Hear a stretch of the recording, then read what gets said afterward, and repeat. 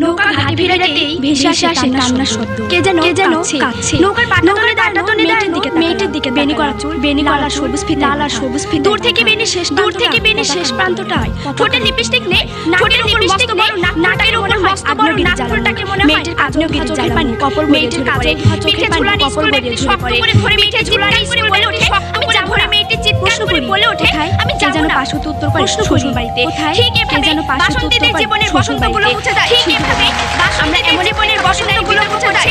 যখন দেশের 66 আমরা এমন এক প্রেক্ষাপটে দাঁড়িয়ে মালিক হচ্ছে, যখন দেশের 66 আমরা এমন এক প্রেক্ষাপটে দাঁড়িয়ে দাঁতের মালিক হয়ে যখন দেশে বাল্য বিবাহ নামে নারীদের ছেড়ে দেওয়া হচ্ছে, শারীরিক নির্যাতন যখন দেশে বাল্য বিবাহ সচেতনতার বলে ছেড়ে দেওয়া হচ্ছে, শারীরিক নির্যাতনের মডারেটর যা আমার প্রয়োজন সচেতনতার বলে 10 তারিখে জরায়ু ক্যান্সার হয়ে যায়। মাননীয় মডারেটর আমার বড় বোন যেদিন তাকে গত মাসের 10 তারিখে জরায়ু ক্যান্সার নামে যায়। আপুকে ধমকে পয়লা সেদিন বলেছিল এই গেরি যেদিন তার কাছে থাকলে মানুষ আসবে বই সেদিন তো সে বলেনি। মাননীয় মডারেটর আপুকে ধমকে দাদিমা সেদিন বলেছিল এই গেরি রোজ ঘরের কাছে থাকলে জানালার বাইরে শুইলে তলায় পড়ে গেলে পরেনি মাদেরকে তাকিয়ে থাকতো। এক দেখাতে মেয়ের কাছে রেখে বলতো ছোট যাও রোজ তার মধ্যে জানালার বাইরে শুইলে তলায় পড়ে থাকা বিয়ের আগের দিন দাঁড়িয়ে থাকতো। বাবার পা জড়িয়ে ধরে জল কাছে রেখে বলতো চিৎকার করে বলেছিল আবার ও এই বিয়ে ভাইঙ্গা মাননীয় মডারেটর বিয়ের আগের দিন রাতে চলে গেছে আমাকে এক জলে। মাননীয় মডারেটর চিৎকার করে বলেছিল তারপরে কেন সেই আইন আমার বিয়ে ভাইঙ্গা দেয় বিয়ে দিলাম মরে যাবে। অথচ মাননীয় মডারেটর চলে গেছে আমাকে একা করে। মাননীয় মডারেটর আইন তো তখনই ছিল তারপরে কেন সেই আইন আমার মনে দিলাম শাসন। মাননীয় মডারেটর সচেতনতাকে বাড়াতে এমন আইন আমার বিবাহ আমার পরিবার যদি সচেতন হতেন তাহলে শেফালিরা মাননীয় মডারেটর আইন কঠোর করা হয়েছে তার বিশ্বাস করে। মাননীয় মডারেটর সচেতন যদি কঠোর আইনের কেবল আইন দ্বারা হলে বিবাহ বন্ধ থেকে বাদ দিয়ে কিভাবে শুধু আইনের রাস্তা রাখবো? প্রশ্ন হলো আশিক মাননীয় মডারেটর গল্পগুলো সত্য হতে পারতো যখন বাল্যবিবাহ প্রাচীরে লেখা হতো এই যদি হয় কঠোর আইনের আমার চোখে পুরুষ সমানে কোনো সচেতনতা থেকে মাননীয় মডারেটর শুধু আইনের রাস্তা রাখতে করেছে। এই বিগত মঞ্চতার সাক্ষী মাননীয় মডারেটর গল্পগুলো সত্য হতে পারতো যখন সভ্যতার প্রাচীরে লেখা হতো আইন যদি সকল সমস্যার সমাধান আমার চোখে পুরুষ সমানে কেন আমরা দুর্নীতির অভিশাপ? মাননীয় মডারেটর কেন আইনের হাত দিয়ে বেরিয়ে যাচ্ছে অপরাধীরা? কেন পেট্রোল বোমায় সংঘর্ষে চলছে যাচ্ছে বাংলাদেশ? কেন মানচিত্রে পেশোতে ঘটিত হয় প্রতিপক্ষ? আইন দিয়ে যদি সকল সমস্যার সমাধান করা হয় তবে কেন আমরা দুর্নীতির অভিশাপের মুক্ত হতে পারছি না? কেন আইনের হাত দিয়ে বেরিয়ে যাচ্ছে অপরাধীরা? কেন পেট্রোল বোমায় সংঘর্ষে চলছে যাচ্ছে বাংলা মায়ের মুখ? কেন মানচিত্রে পেশোতে ঘটিত হয় আর্থিক হাহাকার? কেন প্রতিপক্ষ কেন নৌকা ঘাটে ভিড়াতেই ভেসে আসে কান্নার শব্দ। কে যেন কাছে নৌকার পাটা তলে দাঁড়ানো মেয়েটির দিকে তাকালাম। বেনি করা চুল, লাল আর সবুজ ফিতায় বাঁধা।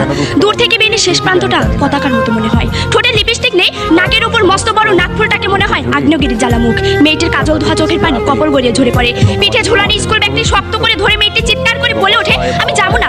প্রশ্ন করি কোথায়? কে যেন পাশ হতে উত্তর করে শ্বশুর বাড়িতে। ঠিক এভাবে বাসন্তীদের জীবনের বসন্তগুলো মুছে যায় সিঁদুরে দাঁড়িয়ে। আমরা এমন এক প্রেক্ষাপটে দাঁড়িয়ে বিতর্ক করছি যখন দেশের 66 ভাগ নারী সবগুলো দাঁতের মালিক হওয়ার আগে স্বামীর মালিক হচ্ছে। আমরা এমন এক প্রেক্ষাপটে দাঁড়িয়ে বিতর্ক করছি যখন দেশে বাল্য বিবাহ নামে নারীদেরকে ঠেলে দেওয়া হচ্ছে শারীরিক নির্যাতনের দিকে, যা বন্ধের প্রয়োজন সচেতনতার বলয় গড়ে তোলা। মাননীয় মডারেটর আমার বড় বোন শেফালি গত মাসের 10 তারিখে জরায়ু ক্যান্সার মারা যায়। আপু পড়ালেখা খুব ভালো ছিল। যেদিন তাকে প্রথম দেখতে আসে সেদিন তার সে একে কান্না।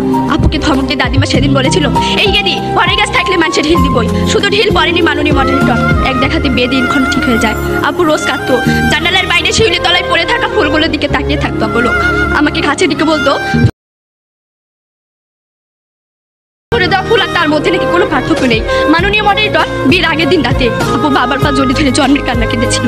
চিৎকার করে বলেছিল আব্বা গো এই বিয়ে ভাইঙ্গা দেন বিয়া দিলাম মরে যাবো, কথা রেখে যাবো, চলে গেছে আমাকে একা করে। মাননীয় মডারেটর আইন তো তখনই ছিল তারপরও কেন সেই আইন আমার বোনের নিরাপত্তাটুকু দিতে পারেনি?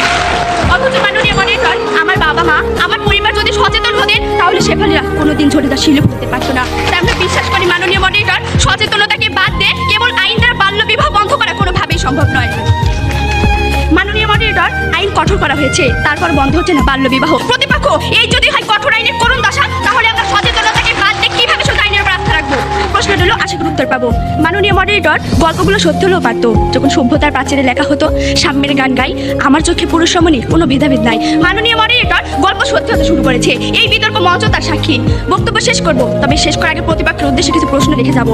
প্রতিপক্ষ আইন দিয়ে যদি সকল সমস্যার সমাধান করা যেত তবে কেন আমরা দুর্নীতির অভিশাপ থেকে মুক্ত হতে পারছি না? কেন আইনের হাত দিয়ে বেরিয়ে যাচ্ছে অপরাধীরা? কেন পেট্রোল বোমায় নৃশংসতায় চলছে যাচ্ছে বাংলা মায়ের মুখ? কেন মানচিত্রে পেট হতে ধরিত